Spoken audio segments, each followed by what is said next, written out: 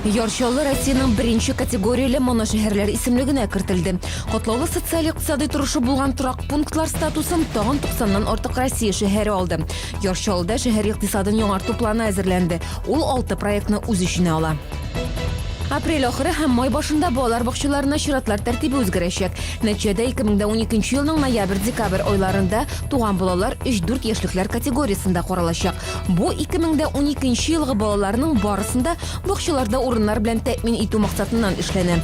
Чиратны вакытлыча үзгәртү Татарстан Мәгариф министрлыгы рөхсәте белән эшләнә. Шәһәрнең Гәс бистәсендә урнашкан Мәдәният һәм ял паркында 1 июньдә 40 метр биеклектәге күзәтү тәгәрмәче урнаштырылачак. Аның бәясе 35 миллион сумга төшкән. Моннан тыш Гренада паркында йөгерү өчен махсус юл, эскәмияләр, велосипед кую урыннары куелачак. Җәүле юлы да яктыртылачак. Бу хакта парк һәм скверларны төзекләндерүгә багышланган шәһәр киңәшмәсендә әйтелде.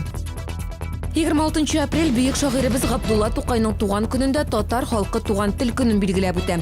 2006 елдан гына гамәлгә куелган бәйрәм милләттәшләр өчен аеруча зур мәгънәгә ия. Бу минутларда Чаллыда Тукай скверында шигърият бәйрәме. Татар зыялылары, укучы яшьләр һәйкәл каршында бөек шагыйрьне искә ала, аның әсәрләрен укый. Төп бәйрәм чарасы Габдулла Тукайның туган көнендә 26 апрельдә Казанда үтәчәк. Бу һәм башка хәбәрләр турында тулырак яңалыкларның кичке тапшыруында бүген ул 19 сәгать 30 минутта эфирга чыга.